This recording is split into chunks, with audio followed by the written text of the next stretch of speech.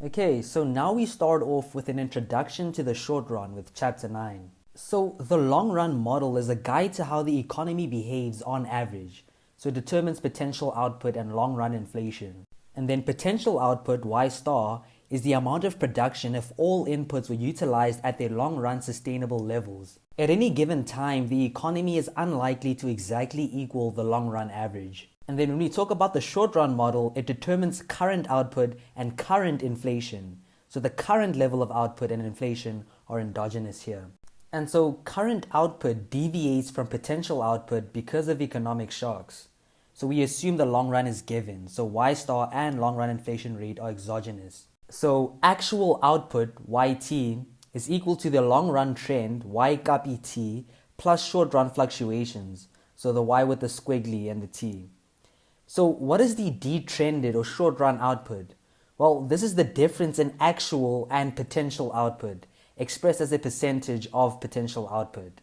So the detrended or short run output, which is the squiggly Y, is equal to Y minus Y with the copy divided by Y with the copy, and Y with the copy being the long run trend, and then the normal Y being the actual output. So essentially the difference between those gives us the detrended or short run output. So on a graph, we'll have the output on the Y-axis and then time on the X-axis. And essentially you'll have a straight linear line going up, which is the potential output, Y copy, and then the actual output, Y, which is going up and then going down. It resembles the business cycle. And sometimes the actual output is above or below the potential output, as seen in the graph. So a recession begins when actual output falls below potential. So short run output becomes negative. And it ends when short run output becomes less negative. Another thing we should know is that the inflation rate usually peaks or reaches a maximum at the start of a recession and then falls during the recession. So during a recession, we expect the inflation rate to fall. So the short run model is based on three premises. The first one is that the economy is constantly being hit by shocks. What are shocks? These are factors that cause fluctuations. Another premise is that monetary and fiscal policies affect output. So policymakers can neutralize shocks to the economy. And the last premise is that there's a dynamic trade-off between output and inflation. And this is shown by the Phillips curve.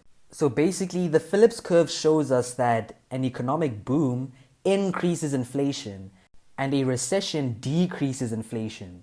So there's a positive relationship between the change in inflation and short-run output. So it essentially all works in a cycle. Firms raise prices and then inflation rate increases. So there's less demand for products now, and then firms cut costs and lay off workers. Then inflation rate falls to previous levels. So firms raise prices, P increases, inflation rate, pi, increases, there's less demand for products, so D decreases, and then firms cut costs and lay off workers, right? And then inflation rate falls to previous levels, pi decreases. So when an economy is booming, inflation is high. All firms are producing above potential. To maintain this, firms must raise prices above the prevailing inflation rate to cover costs. So when we look at the Phillips curve, we'll have inflation or pi on the y-axis, and then we'll have short-run output, the squiggly y, on the x-axis. So there will be a zero in the middle of each axis, and essentially when change in pi is bigger than zero, we're experiencing a booming economy, right? So inflation is positive, and then when pi or change in pi is less than zero, then we're in a slumping economy. So the inflation rate is negative. So now let's talk about Okun's law. Well, Okun's law describes the negative correlation or relationship between unemployment and output. So essentially, for each percentage point that output is below potential output, the unemployment rate exceeds its long-run level by half a percentage point. So basically, what Okun's law is saying is that in a recession, output is low, thus unemployment is high. Then in a boom or expansion, output is high, thus unemployment is low. And what is the natural rate of unemployment? Well, this is the rate of unemployment that exists in the long run. And then what is cyclical unemployment? Well, this is the current unemployment minus the natural rate of unemployment. So U minus U copy. Now we move on to the IS curve with chapter 11. So the Federal Reserve influences the level of economic activity in the short run. So the Fed targets the federal funds rate, And then the Fed is highly correlated with the short-term nominal interest rate at which people borrow and lend in financial markets.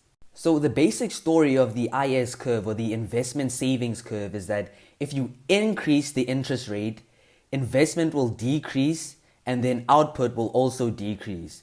So essentially they increase the interest rate and then it costs more money to lend, to buy stuff and invest. So then investment decreases and then obviously the output also decreases. So the IS curve illustrates the negative relationship between interest rates and short-run output. So on a graph of the IS curve, you'll have the interest rate on the y-axis and then the short-run output on the x-axis. And essentially, it's a line going down, a linear line going down. And what you'll find is that if you increase the real interest rate, short-run output will decrease. So there's an inverse relationship there. So again, from the graph, you can see that an increase in the real interest rate, R increases, the cost of borrowing increases for businesses and households, investment decreases because the increase in the cost of borrowing causes firms to reduce purchases of machines, buildings, and physical capital, right? And then borrowing decreases because it incentivizes consumers to delay borrowing for purchases. And then short-run output, Y squiggly, decreases. But now let's take a look at the national income accounting identity. So it's the whole Y equals to C plus I plus G plus XN, but it's now changed a bit. So the national income accounting identity we're going to use in this section goes like this. So we have YT, which is output at a point in time, plus IMT, which is imports at a point in time, equals to CT, which is consumption at a point in time, plus IT, which is investment at a point in time, plus GT, which is government spending at a point in time. Then we have EXT, which is exports at a point in time. And these are all endogenous variables. So again, the equation is Y plus IM equals to C plus I plus G plus EX. So we put the imports on the left side of the equation just to show that it's what the economy has. Then export stays that side, and then we use IM and EX to denote them. And then we can break up this identity into 5 more equations. The first one is for consumption, CT. So CT equals to A copy C times Y copy T. So C equals to AY. So the AC is the share of output that goes to consumption. And then we have GT equals to A copy G times Y copy T. So this again is the share of output that goes to government spending. Then we have EXT equals to A copy EX times Y copy T. So this is the share of output that goes to exports. And then we have IMT equals to A copy IM times Y copy T. So this again is the share of output that goes to imports. So all these A's, the AC, the AG, the AEX, and the AIM, are all share parameters and they'll all add up to 1. They all consume a constant fraction of potential output. And then the A copy C for consumption, the empirical benchmark for it is 2/3. We assume that 2/3 of output goes towards consumption.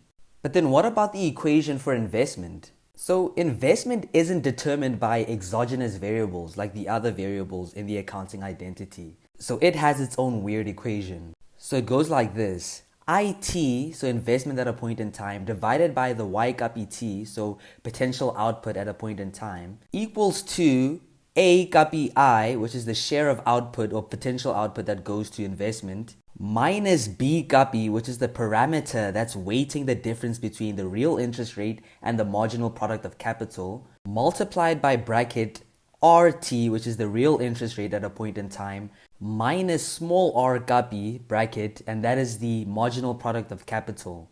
So the equation goes IT divided by Y copy T equals to A copy I minus B copy times big R minus small r.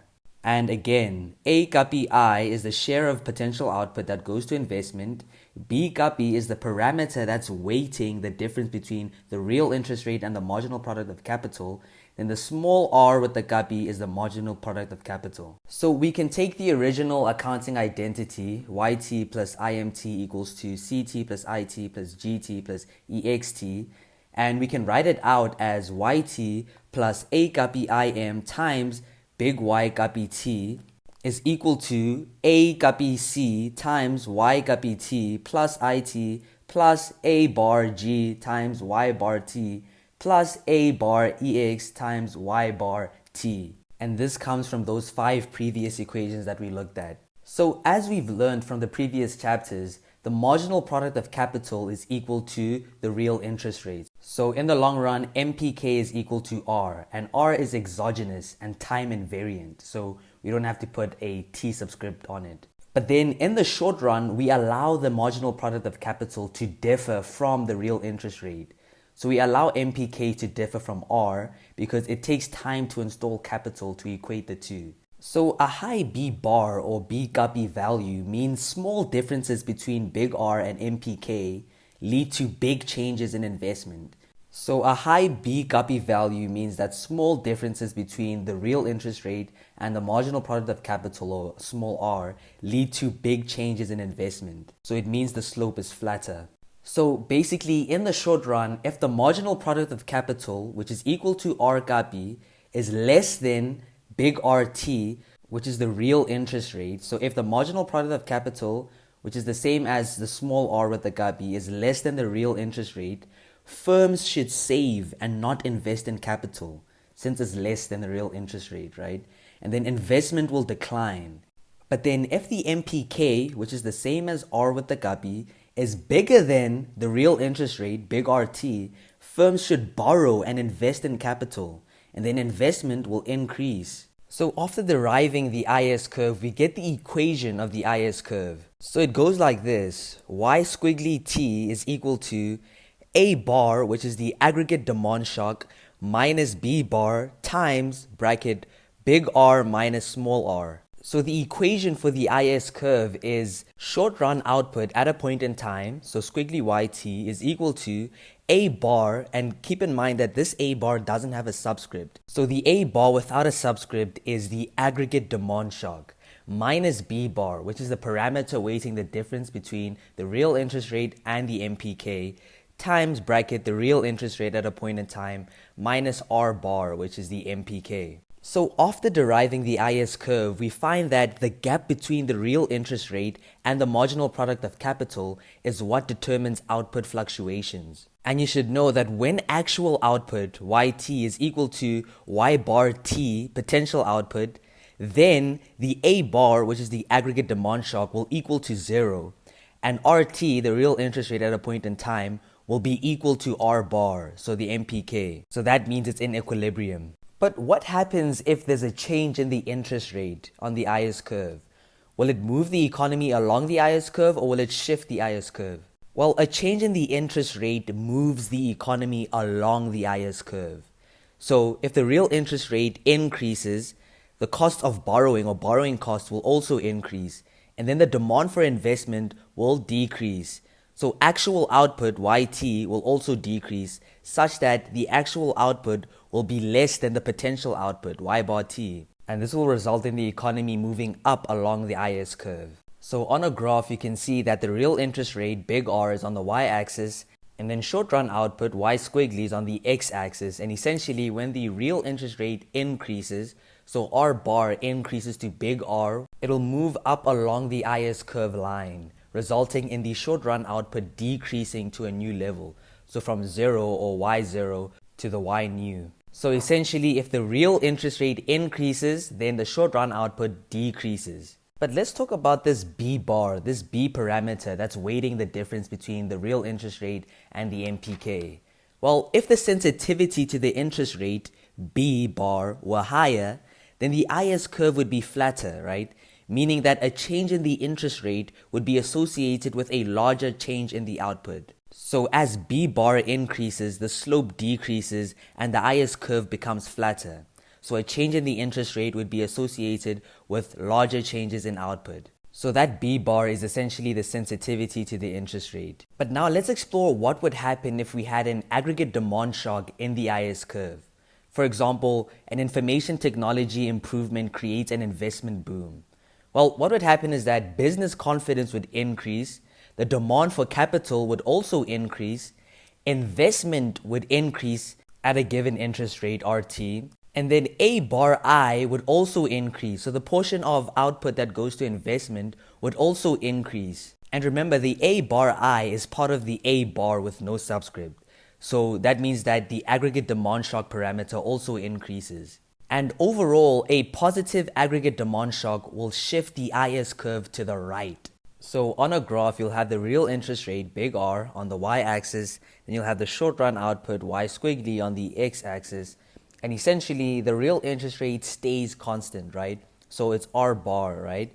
And then the IS curve will shift to the right, resulting in the short-run output increasing from y squiggly 0 to the y squiggly nu, or the A bar. So obviously the opposite is true if we experience a negative aggregate demand shock. And now let's move on to what would happen if we had a shock to potential output in the IS curve. For example, there's a new technological discovery. Well, potential output Y bar would increase, and then actual output YT would also increase. But short run output, Y with the squiggly, is unchanged. If actual output and potential output increase by the same amount, then the short run output equals to 0. So if there's a shock to potential output in the IS curve model, then nothing happens to the IS curve, it just remains unchanged. But now let's take a look at some of the theories of consumption behavior. So let's take a look at the permanent income hypothesis. So the permanent income hypothesis says that people will base their consumption on an average of their income over time, for example a lifetime, rather than on their current income. Then we look at the life cycle model of consumption. So the life cycle model of consumption suggests consumption is based on average lifetime income rather than on income at any given age. So both the permanent income hypothesis and the life cycle model of consumption are based on diminishing marginal utility and the preference for consumption smoothing. So basically, people choose a smoother path for consumption compared to one with large movements. So individuals prefer a small variance in their consumption spending. Now let's take a look at multiplier effects. So if we conclude consumption also depends on temporary changes in income or short-run output, just like investment does, this yields a multiplier effect. And then the new equation for consumption becomes CT divided by Y guppy T equals to A bar C plus X bar, which is the parameter that determines how much consumption rises when the economy expands, times Y squiggly T. So essentially, consumption at a point in time divided by potential output at a point in time is equal to the share of output that goes to consumption plus X bar, which is the parameter that determines how much consumption rises when the economy expands, and then short-run output. So we assume X bar is between 0 and 1. So after this, we get a new IS curve after allowing consumption to also depend on temporary income. So the new IS curve is Y squiggly, so short-run output is equal to 1 divided by 1 minus X bar, and that is the multiplier, times bracket A bar, which is AD shock, minus B bar times big R minus R bar. And that was the original IS curve. So essentially, the new IS curve after allowing consumption to also depend on temporary income is essentially 1 divided by 1 minus X bar times the original IS curve. So essentially, there's now a multiplier on the aggregate demand shock, A bar, and interest rate terms. So the form of the IS curve doesn't change. The intercept and the slope can be larger though. So even after including this multiplier, the form of the IS curve doesn't change. So when we have a positive aggregate demand shock, A bar increases, squiggly Y increases, so short-run output increases several fold, and then consumption, CT, also increases. But then if short-run output falls with a multiplier, then squiggly Y will decrease, so short-run output decreases, and then consumption, CT, also decreases. But now let's talk about investment. So what are the determinants of investment spending? So the first one we have is the gap between the real interest rate and the marginal product of capital. So it's essentially that big R minus the small r bar component. And then the other determinant of investment spending is cash flow. So this is the amount of internal resources a company has available after paying its expenses. So cash flow is incorporated in the potential output, so the Y bar. So but then how do we go about calculating the return on capital? Well, a simple framework would be MPK minus depreciation, so the marginal product of capital minus depreciation. And then a richer framework may include corporate income taxes, investment tax credits, depreciation allowances, etc. So investment spending can be financed through cash flow, so internal funds, and also borrowing, and borrowing tends to be more costly.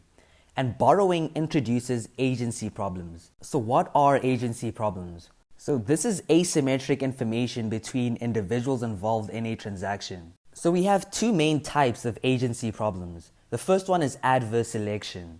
This is when one party in a transaction has relevant information the other party lacks.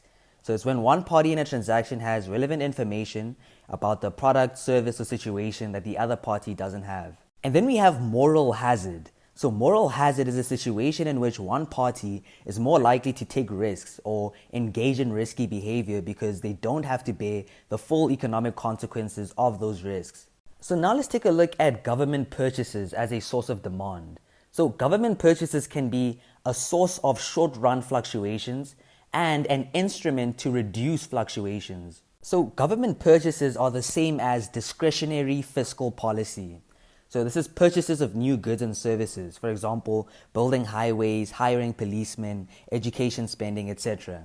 And then this could also be tax rate changes, for example, decreasing personal income tax to increase economic activity.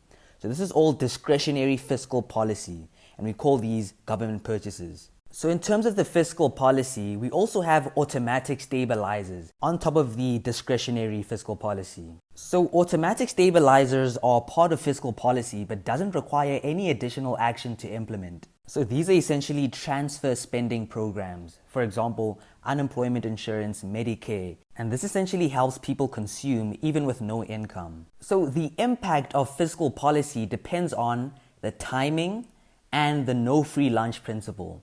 So in terms of timing, discretionary changes often take a long time to implement.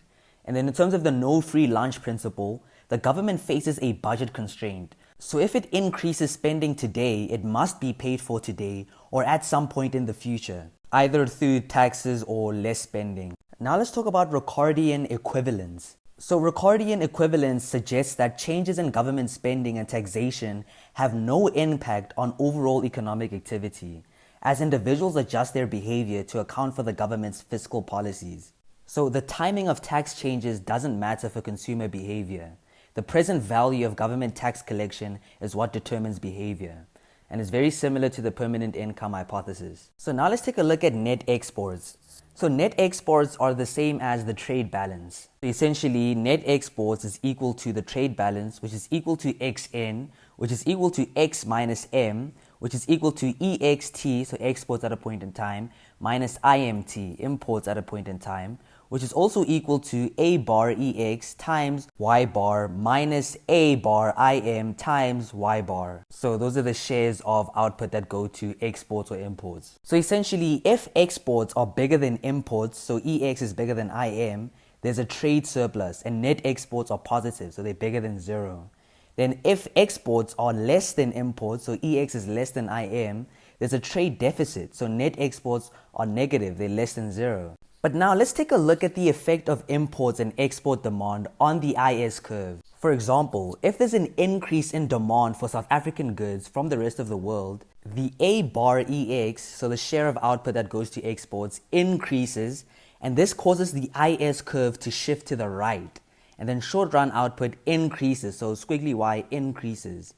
But then if there's an increase in demand for imports from the rest of the world, so South Africa wants more imports from the rest of the world, the A bar IM, so the share of output that goes to imports, increases, and this causes the IS curve to shift to the left, right? It decreases. So short run output decreases, squiggly Y decreases. Now let's talk about monetary policy in the Phillips curve with chapter 12. So the repo rate or federal funds rate is the overnight lending rate between banks. And now let's look at a summary of the short run model, right? So through the MP curve, the monetary policy curve, the nominal interest rate I determines the real interest rate, big R. And through the IS curve, the real interest rate influences short run output or short run GDP, Y with the squiggly. Then through the Phillips curve, we see that short run GDP, Y squiggly, affects inflation, pi.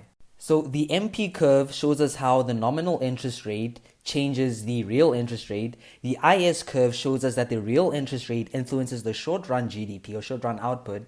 And the Phillips curve shows us the relationship between GDP and inflation. So what is the structure of the short-run model? Well, the central bank or the South African Reserve Bank sets the nominal interest rate I, which in turn determines the real interest rate, big R, which then influences short-run output. And this change in short-run output leads to a change in inflation, a change in pi. So let's take a closer look at the MP curve. So banks borrowing from each other must match the central bank lending rate. And banks can't charge a higher rate because everyone would use the central bank then. But then at the same time, banks can't charge a lower rate. Everyone would borrow at the lower rate and lend it back to the central bank at a higher rate, so arbitrage. And the lender would run out of resources quickly.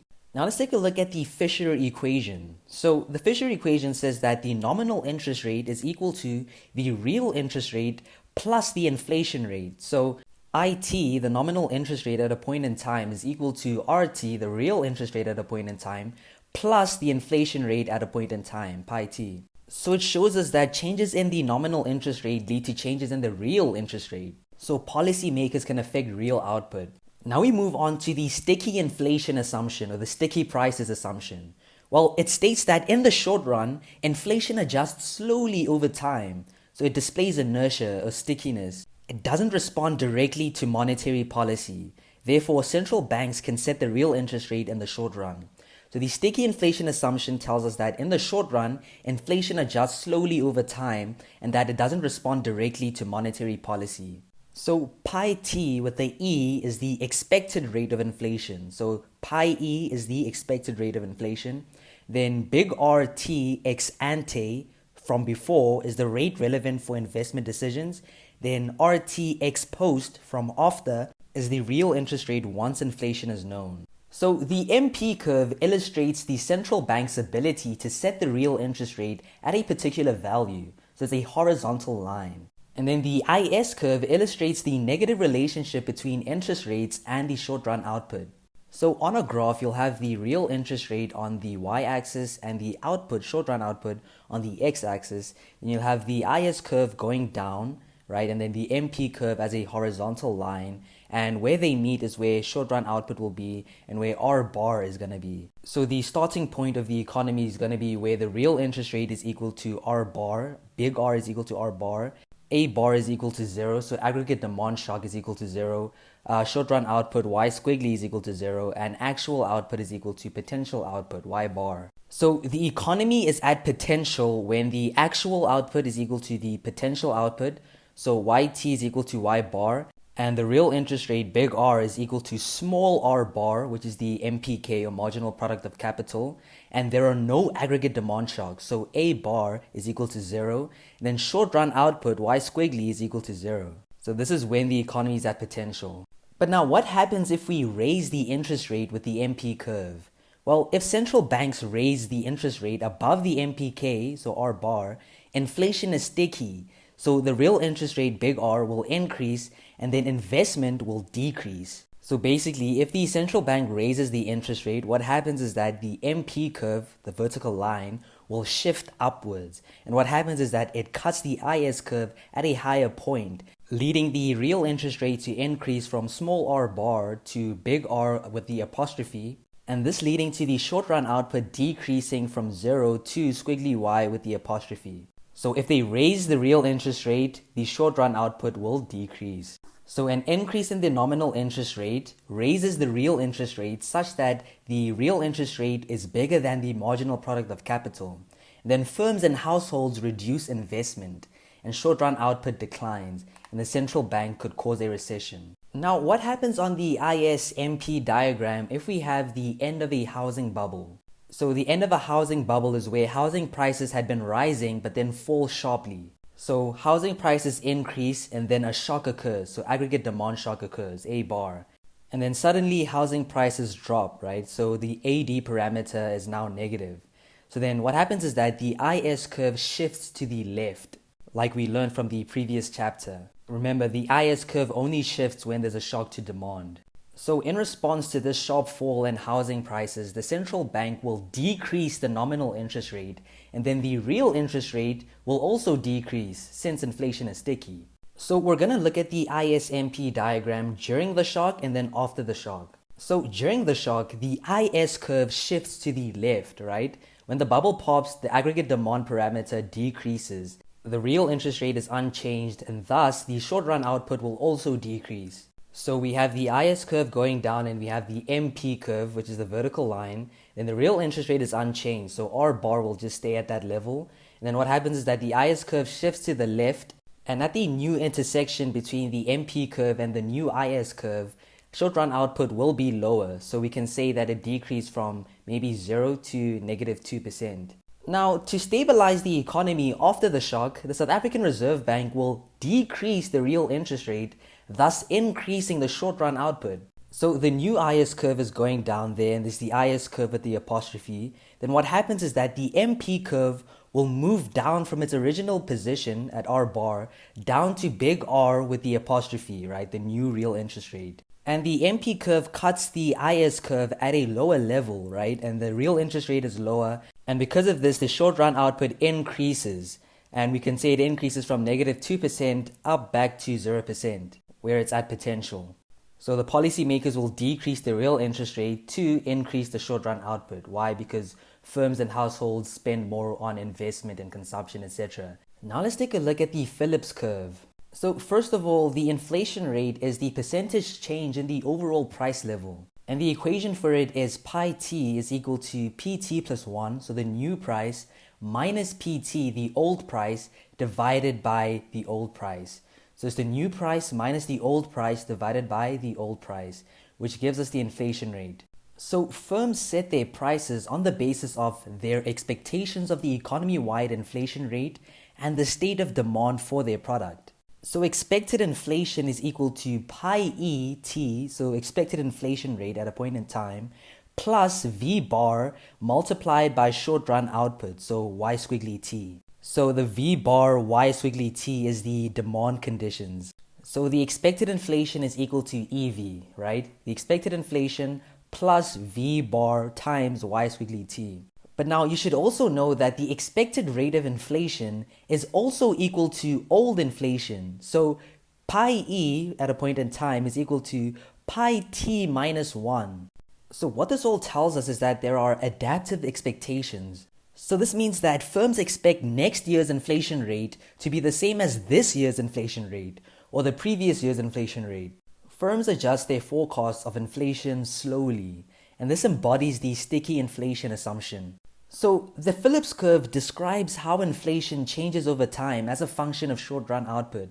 So the inflation rate pi t is equal to pi t minus 1, old inflation, plus V bar. And what is V bar? Well, it's the sensitivity of inflation to demand conditions multiplied by short-run output, Y squiggly t.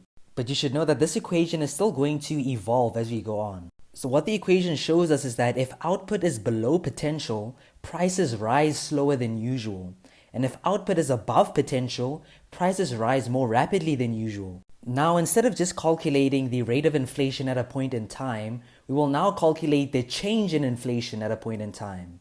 So change in pi t is equal to pi t, which is the inflation rate at a point in time, minus the old inflation rate, pi t minus 1. And this can also be expressed as change in pi t is equal to V bar multiplied by Y squiggly t. So the sensitivity of inflation to changes in demand or short-run output multiplied by short-run output.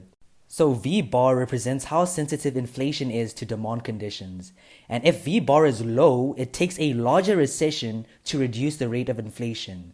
Therefore, it's not as responsive and vice versa. Meaning that if V bar is high, it takes a smaller recession to reduce the rate of inflation. So by now you know how the graph of the Phillips curve looks like. So the Phillips curve is a line going upward, linear line going upward. And in the middle of the y-axis and x-axis, you'll have a 0. And then when change in pi or change in inflation is less than 0, you have a slumping economy. And when the change in pi or change in inflation is bigger than 0, you have a booming economy, which means that short-run output will be positive too. So what the Phillips curve shows us is that if the economy booms, so short-run output increases, inflation also rises, so pi also rises. Then if the economy slumps, short-run output decreases, right? That means that inflation also falls, pi falls. Now, we can also add price shocks to the Phillips curve equations. So to calculate the inflation rate at a point in time, not the change in inflation, it's equal to pi t minus 1, the old inflation, plus v bar times squiggly yt, so short run output, plus o bar, which is the price shock parameter. Now, when we add price shocks to the change in inflation equation, the change in inflation, change in pi t, is equal to v bar multiplied by short run output, y squiggly t, plus o bar, the price shocks. So this is a temporary increase in the rate of inflation. And you definitely have to know this equation. So change in pi t is equal to Vy plus O bar, Vio. So these equations tell us that the actual rate of inflation depends on expectations of inflation, so firms expect past inflation rate, demand conditions, and shocks to inflation. So now let's take a look at what happens to the Phillips curve diagram if we have an oil price shock. So you'll have the change in inflation, change in pi, and the short run output on the x-axis, y squiggly. So if the price of oil goes up suddenly, the Phillips curve, PC, will go up. When the Phillips curve shifts up, we assume that the short run output remains at 0 on the y-axis, but then the change in inflation will increase from the 0 up to O bar. So this oil price shock leads to a temporary increase in the rate of inflation. So a rise in oil prices occurs, the cost of gasoline, airline tickets, heating a home increases, and oil is a key input in the production of many goods, and firms will raise prices by more than the usual amount. So the Phillips curve shifts upward. So now let's take a look at the things that affect that price shock parameter, or that make O bar positive. So we have cost push and demand pull inflation. So with cost push, these are price shocks to inputs of production. So it pushes inflation rate up, so it increases inflation. Then in terms of demand pull, we have changes in short run output. So these increases in aggregate demand pull up the inflation rate. Something that adds on to the cost push inflation and the price shocks to inputs of production is if unions bargain for a large increase in wages, inflation rate will also increase as firms set higher prices to account for an increase. But then the opposite of that is if a large pool of new immigrants flood the labor market, bargaining power of workers reduces, therefore wages don't increase as much, and therefore the inflation rate would be reduced. So the quantity theory of money says that an increase in the real GDP, increase in Y, would decrease inflation. And that fits into the long run. But then with our short run, the Phillips curve says that an increase in real GDP would actually increase inflation. So there's a bit of tension there. But now let's take a look at disinflation. So disinflation is a sustained lower and stable rate of inflation. So since inflation is sticky, the classical dichotomy is unlikely to hold in the short run. So it fails in the short run. And nominal variables can indeed affect real variables, like how the central bank changes the nominal interest rate, which in turn changes the real interest rate. So with the Volcker disinflation, you can lower the inflation rate at the cost of a slumping economy, high unemployment and lost output, and then once the inflation has declined sufficiently, the real interest rate can be raised back to MPK, which is the same as R bar, allowing output to rise back to potential. So but what are the reasons why the classical dichotomy fails in the short run? Well, it's imperfect competition, costs of setting prices, the fact that contracts set prices and wages in nominal terms, bargaining costs, and social norms and money illusion. So if we disregard the sticky inflation assumption, that would mean that the classical dichotomy is applicable. Therefore, if the MP changes the nominal interest rate, it'll immediately affect inflation, but leave the real interest rate and the rest of the real economy unchanged. So the central bank has more control over inflation if the classical dichotomy is thrown away. So now we move on to stabilization policy and the ADAS framework with chapter 13.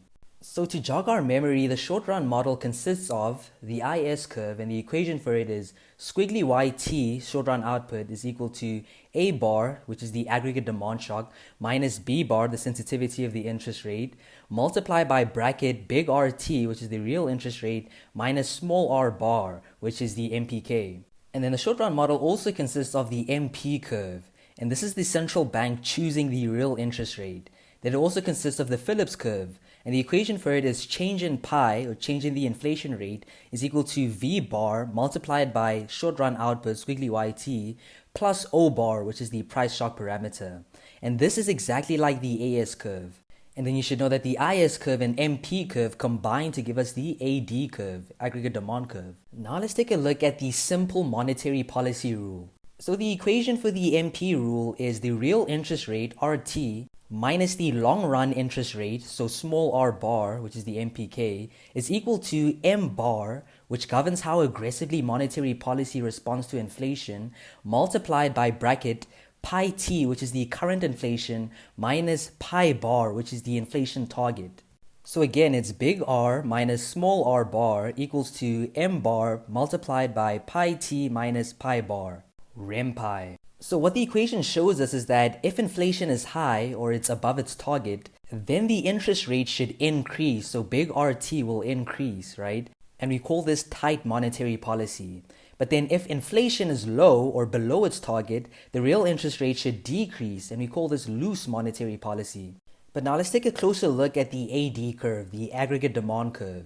So to get the AD curve, we substitute the monetary policy rule into the IS curve equation, and this is how we get the equation for the AD curve, which is short run output, squiggly YT, is equal to A bar, which is the aggregate demand shock, minus B bar multiplied by M bar times bracket pi t, which is inflation at a point in time, minus pi bar, which is the inflation target. And remember, B bar is the sensitivity to the interest rate. So it weights the difference between the real interest rate and the MPK, or small r bar. And then M bar is how aggressively monetary policy responds to inflation. So the equation for the AD curve is short run output, squiggly YT, is equal to A bar minus B bar times M bar times bracket inflation at a point in time minus the inflation target. So on a graph, you'll have the inflation rate on the y-axis, and then you'll have the output, short run output, on the x-axis, and the AD curve is a linear line going downwards.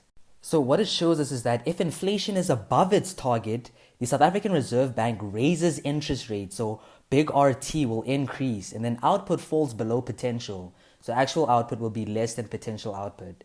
But then if inflation is below its target, the South African Reserve Bank lowers interest rates, so big RT decreases, and then output rises above potential, so actual output YT will be bigger than potential output Y bar T, so short run output is positive.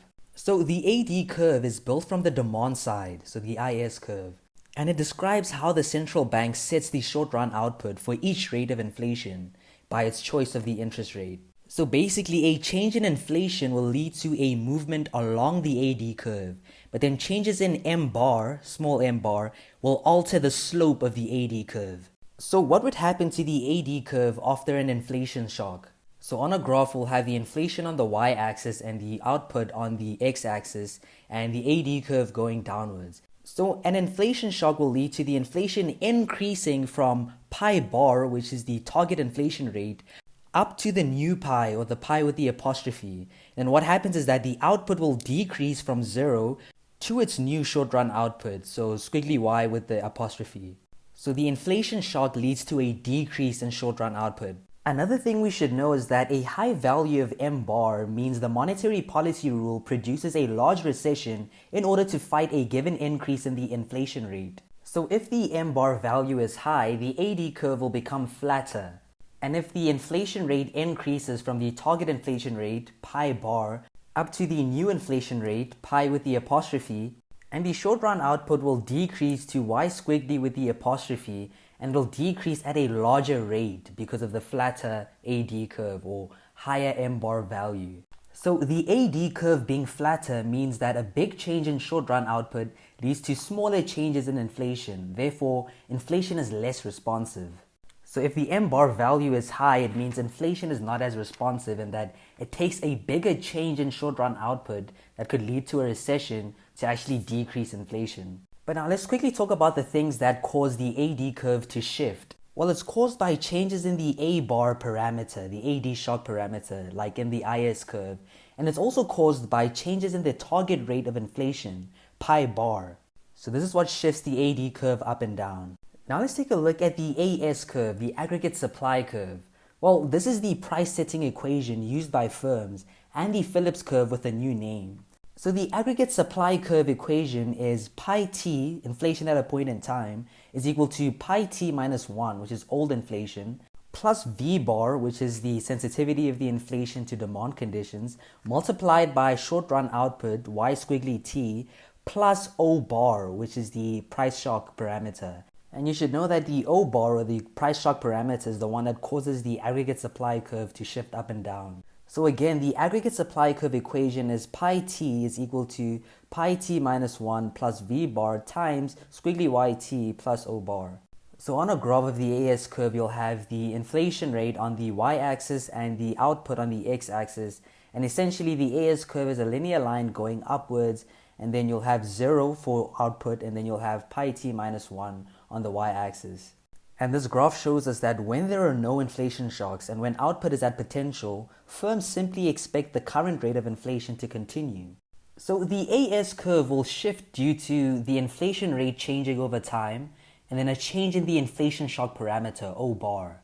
So a change in the inflation shock parameter and inflation rate changing over time will shift the AS curve up and down. So the two unknowns in the ADAS model is the inflation rate pi and the short run output, y squig d. Now let's talk about the steady state. So here the endogenous variables are constant over time and there are no shocks to the economy. So from the AS curve, the O bar or price shock parameter is equal to 0. Pi t is equal to pi t minus 1, which is also equal to pi star, meaning the new inflation rate or inflation rate is equal to the old inflation rate, pi t minus 1, which is also equal to pi star, which is the target inflation rate set by the central bank, or the long run inflation rate. And again, from the AS curve, y squiggly, so short run output, is also equal to 0, and thus yt, actual output, is equal to potential output, y bar t. And again, in the steady state, from the AD curve, we find that A bar is equal to 0, so the aggregate demand shock is equal to 0. And then pi t is equal to pi bar, which is equal to pi star, which is equal to pi t minus 1. So the inflation rate today is equal to the target inflation rate, which is equal to the long run inflation rate, which is equal to the old inflation rate. And then again, squiggly y, short run output is equal to 0, and thus actual output is equal to potential output. So when we look at the ADAS framework holistically, we've got the inflation rate on the y-axis and the short run output on the x-axis. And we have the AS curve going upwards and the AD curve going downwards. And we've got pi bar on the y-axis and 0 on the x-axis. So the aggregate supply curve slopes upward because when actual output exceeds potential, firms struggle to keep production in line with the high demand. Firms therefore raise their prices by more than the usual amount to cover the increased production costs, for example, overtime pay. And when all firms raise their prices this way, inflation increases. So we see that inflation is directly proportional to output. And then we should know that the AD curve slopes downward because if inflation is high, the monetary policy rule dictates increasing the interest rate, which reduces output by lowering investment demand. Another reason why it slopes downward is because policymakers slow the economy at high levels of inflation. So now let's take a look at what would happen if there was an inflation shock in the ADAS framework. For example, let's say we have a lasting oil price increase. So first of all, the economy begins in steady state, and then the O bar parameter, price shock parameter, is bigger than 0, so it's positive. The price level rises permanently, and thus the AS curve will shift up as a result. And the AD curve will remain unchanged. And what happens is stagflation, a combination of a recession and inflation. So there are 3 periods that the ADAS framework goes through after an inflation shock. So in the initial response, the AS curve will shift up to AS1.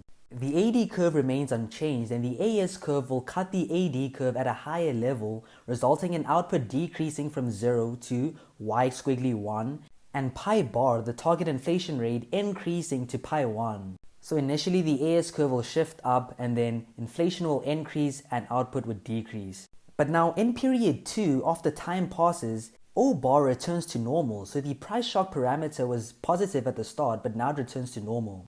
But then the AS curve doesn't shift back because the new inflation, pi 1, is bigger than the target rate of inflation, pi bar. So what will happen is that it reaches a new steady state where pi t minus 1, the old inflation rate, is equal to the target inflation rate, pi bar. So the old inflation or inflation in the previous period is equal to the target rate of inflation. So pi 2, which is the new inflation rate, is bigger than pi bar. So pi 2 is bigger than pi bar. So the new inflation will be larger than the target.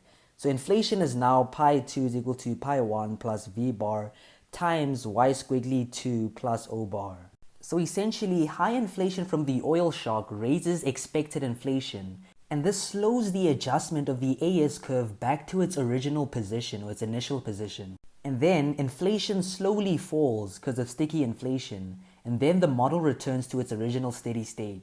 And then in period 3, after even more time passes, the expected inflation, pi e or pi t minus 1, or pi bar, the target inflation rate, falls further, shifting the AS curve closer to its original position.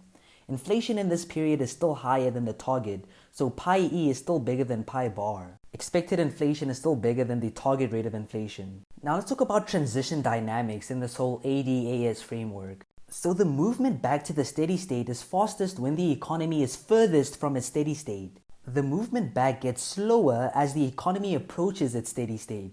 So in summary, a price shock raises inflation directly, keeps inflation higher for a longer period of time due to sticky inflation. It results in a prolonged slump and causes the economy to suffer from stagflation. Now let's take a look at what would happen if the economy experiences disinflation. An example is if policymakers decide to lower the inflation target. So as usual, the economy begins in steady state, and then what happens is that the AD curve shifts down. And then the new monetary policy rule calls for an increase in interest rates, which slow down inflation. So on a graph of the initial response to the disinflation, the AS curve remains unchanged, but then the AD curve shifts down from AD to AD1. This results in inflation decreasing on the y-axis from pi bar with the inflation target down to pi 1. We also have a pi bar with the apostrophe below pi 1, and that's a new target, but we'll explore that after more time passes in the next phase. The AD curve shifting down also results in short-run output decreasing, so from 0 to y squiggly 1. So initially pi bar decreases, the inflation target decreases, the AD curve shifts down, and then the short-run output will also decrease. But now, after time passes, both the AS curve and the AD curve shift downwards. So the AS curve shifts down to AS1, then the AD curve shifts down to AD1. The initial point at which they intersected was the old inflation target, pi bar. The new point at which they intersect is pi bar with the apostrophe, that's the new inflation target. And then pi 1 is the point at which the AS curve and the AD curve intersected back in the initial graph when just the AD curve shifted down. So you'll have pi bar, the old target, at the top, then you'll have pi 1 in the middle, and then pi bar with the apostrophe as the new target where they both meet. And here you'll find that the short-run output returns to 0. You'll find that back in pi 1, that's when the short-run output had decreased. So transition dynamics take the economy from point B to the new steady state at point C, and this occurs as the AS curve gradually shifts down. So overall, there's a change in the rate of inflation, and then firms adjust their expectations of inflation lower, then the AS curve shifts to the right or down, and then inflation is still above the target, and output still remains below potential. So then the inflation rate falls further, and eventually the economy will rest at its new steady state. So you should know that if the classical dichotomy holds in the short run, the AD and AS curves would reach the new steady state immediately.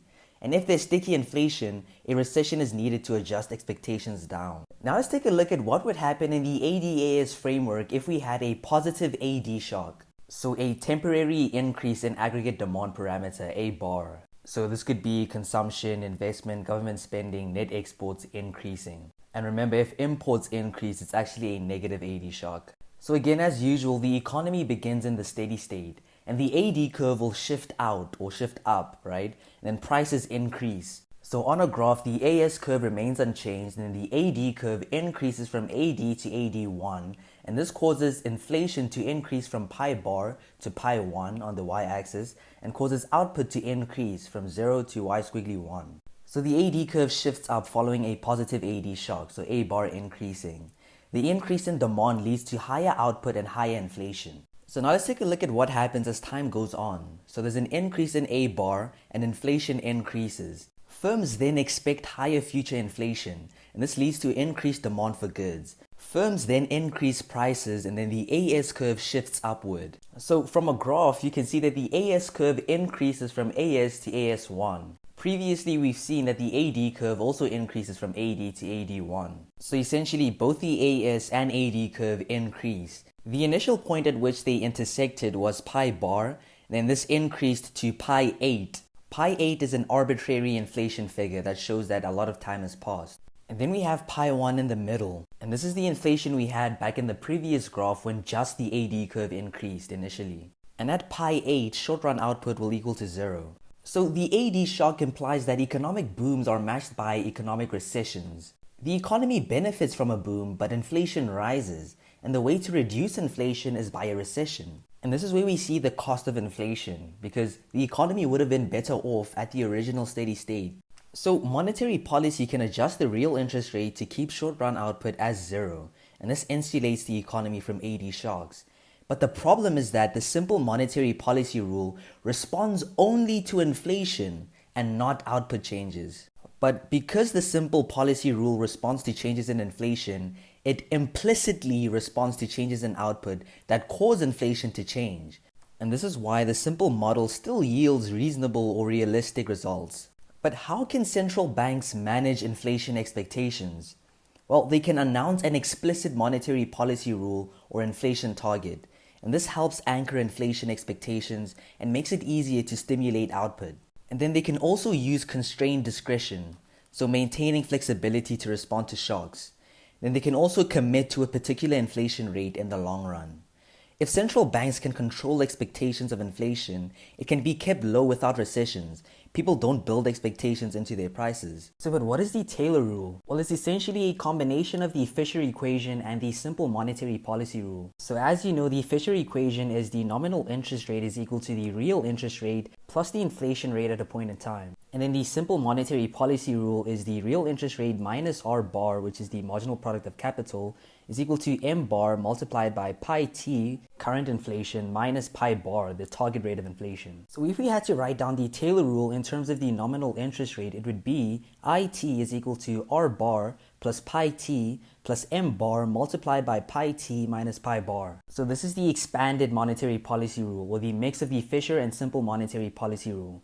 So the nominal interest rate is equal to R bar, the marginal product of capital, plus pi t, current inflation, plus M bar multiplied by pi t, current inflation, minus pi bar, target inflation. So it allows current short-run output to influence the repo rate. Now we move on to the Great Recession and the short-run model with Chapter 14. So let's talk about financial frictions. So this is low business lending and increased interest rates. So a financial friction is when the spread between the interest rate on government securities and the interest rate at which firms and households borrow widens. So the interest rate spread widens. And interest rates move in the wrong direction, deepening instead of mitigating the downturn. And because of this, bringing the repo rate down to stimulate the economy becomes ineffective. So but now let's add financial frictions to the short-run model. So the interest rate spread equation is R is equal to RFF plus F bar. So big R is the real interest rate set by the South African Reserve Bank, which is equal to RFF, and RFF is the real interest rate at which firms borrow in financial markets. And then F bar is the financial friction. And when F bar is equal to 0, the central bank can set the real interest rate. But then when the F bar value is bigger than 0, so it's positive, financial frictions rise and interfere with the central bank's ability to stimulate the economy. So now let's take a look at financial frictions in the ISMP framework. For example, to stabilize the economy after the bursting of a housing bubble, so A bar C is decreasing, the Fed may lower the interest rate, and this counteracts the negative AD shock. So essentially the negative AD shock shifts the IS curve to the left, and to counteract this, the central bank will lower the interest rates. So the interest rates will drop from R bar down to RFF, and the MP curve shifts down. So again, a negative AD shock shifts the IS curve to the left, the back.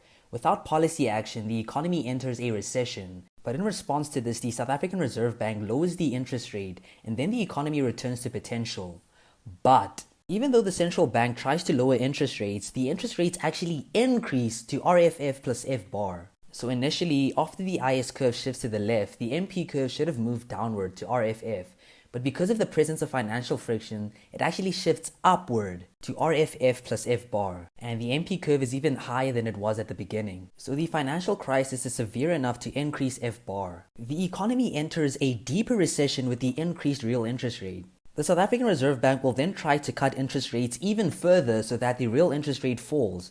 However, if the real interest rate is at zero, you can't decrease it any further. So we looked at it through the ISMP framework, but now let's take a look at financial frictions in the ADAS framework. So financial frictions work through investment in the IS curve.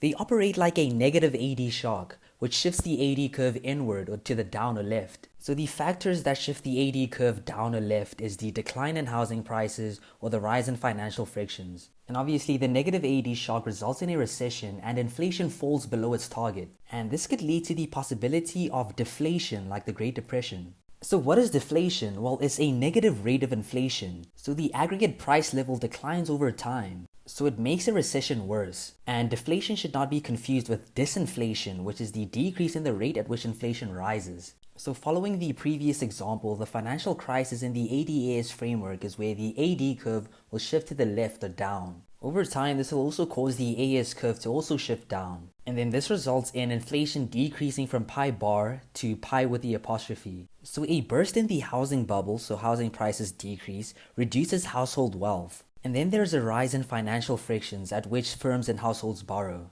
And these both cause the AD curve to shift to the left or down. And then this results in a deep recession that leads to the inflation rate falling below its target. Over time, the AS curve gradually shifts down as the recession leads firms to moderate their price increases. But now let's move on to deriving the new AD curve with financial frictions. So in order to get the new AD curve, we have to combine the IS curve equation, the simple monetary policy rule equation, and the financial friction equation. So we have to combine the squiggly y equals to A bar minus B bar multiplied by big R minus R bar, and the simple monetary policy rule, which is big R minus R bar equals to M bar multiplied by pi t minus pi bar, and the big R is equal to RFF plus F bar. And then the new AD curve becomes squiggly y short run output is equal to A bar, AD shock parameter, minus B bar multiplied by F bar minus B bar multiplied by M bar multiplied by pi t minus pi bar. So it's squiggly y is equal to ABF minus BM multiplied by pi t minus pi bar. So squiggly y is equal to ABFA for BM pi. So now instead of it just being the A bar minus BF is now the new AD shock. And remember, financial frictions act like a negative AD shock. So let's take a look at the ADAS model versus the ISMP or Phillips curve model. So if we have functioning monetary policy rules, simple MP, the AD or AS model is preferred. It tracks the dynamics of the economy in a single graph. But then if monetary policy rules break down, then the ISMP Phillips curve is superior. So now let's take a look at the dangers of deflation. Well, deflation makes recessions worse. When inflation is negative, the real interest rate rises over the value of the nominal interest rate. And obviously, a rising real interest rate will decrease investment, which deepens a recession. Usually, the central bank can just lower the nominal interest rate to keep the real interest rate low. But first, we have concern over asset price bubbles. So this means the central bank won't lower the nominal interest rate because of inflation concerns. So deflation increases the real interest rates, making the recession worse. But also we have the zero lower bound. So when the nominal interest rate is already low, it's not possible for the nominal interest rate to be negative. So the central bank can't decrease the nominal interest rate once they've reached the zero lower bound. But now let's talk about the liquidity trap. So this is the inability of the monetary policy to reduce the nominal interest rate below zero. So it's referring to the zero lower bound. So when there's deflation, real interest rates are high, and firms and households don't want to borrow. So the real interest rate is bigger than the marginal product of capital. So the monetary policy gets trapped in banks and can't stimulate the economy. The volume of transactions in some financial markets falls sharply, and this makes it difficult to value certain financial assets. So in terms of the deflationary spiral, we first start off with deflation, and this leads to the real interest rate increasing, and then we get to a deep recession, so the output decreases.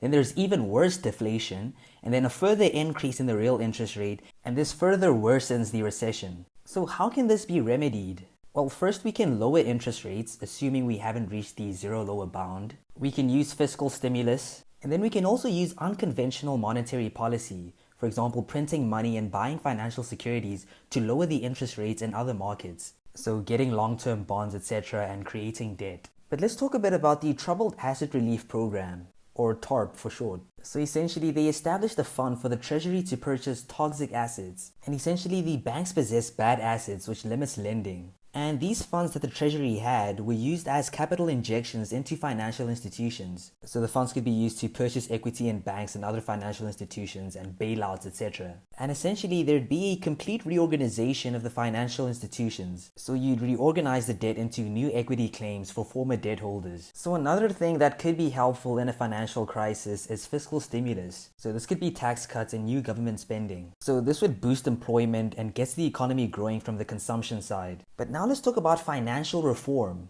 So how do we prevent major problems in the financial system to avoid financial crises? Well, we need to gain a greater understanding of volatile prices. So this could be housing or stocks bubbles. And then we need to understand the downsides of moral hazard, especially for those financial institutions that are too big to fail. And then we need to acknowledge the costs and benefits of financial intervention. And in terms of moral hazard, with bailouts, institutions may take excessively risky investments in the future. And when we're talking about too big to fail, we're talking about how the government had to provide liquidity when banks and other large financial institutions were in trouble. So, but how do firms fail under normal circumstances? Well, they file for bankruptcy and then the firm gets reorganized. Their debt is written to zero, and then former debt holders are given equity claims into the newly reorganized firm. And this way of a business failing is appealing during a financial crisis, because stockholders and bondholders bear the brunt of the burden, not taxpayers. And then banks should emerge with the ability to lend. The only potential problem is that it severely interferes with the functioning of the financial market. So what are some of the guidelines for financial reform? Well, we need to create a systematic regulator, for example, the central bank, to monitor systemic risk in the financial institutions. And then we have enhancing capital requirements. So this restricts the leverage in some of these financial institutions. And then we can link executive compensation to long-term performance. Then you can also require convertible debt. So financial institutions can issue hybrid debt instruments that converts to equity if a crisis occurs. And lastly, we can start requiring living wills. So these are basically instructions on how the failure of your financial institution should be carried out for minimal disruption. But why are bailouts so bad? Well, the main cost of bailouts is that they're borne by people outside the finance industry, so ordinary taxpayers. And it's measured by lost jobs and foregone GDP. Now let's take a look at some of the notes from the special lecture with Dr. Viegie. So money is a store of value, something that's expected to retain its value. A unit of account, goods or services are priced in terms of it, and it's a medium of exchange. People hold it because they plan to swap it with something else. So trust in economic policy institutions gives value to the rand, including belief that people will continue to accept the rand for exchange, belief that the rand will maintain its value in the future, and belief that the rand will continue to be the unit of value. And in terms of the structure of the short run, we know that the nominal interest rate affects the real interest rate through the MP curve.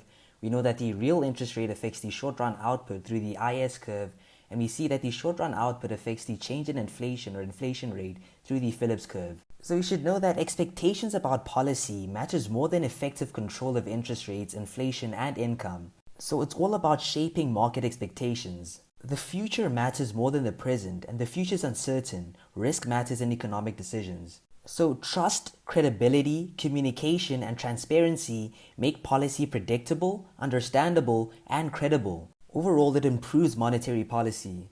TCCT, trust, credibility, communication, transparency. And some of the things contained in monetary policy decisions are the motivation for the decision, and it may also include bank forecasts and assumptions, as well as the expected policy path. So what are the two ways monetary policy and fiscal policy interact? Well, fiscal policy affects demand, so coordination or conflict. And also, fiscal policy affects expectations about the future of monetary policy, so who will finance the debt? So what are the four ways to pay the debt? Well, higher growth, higher taxes in the future, monetization of the debt, or fiscal debt. And so expectations about the future path of fiscal policy affects the effectiveness of monetary policy now.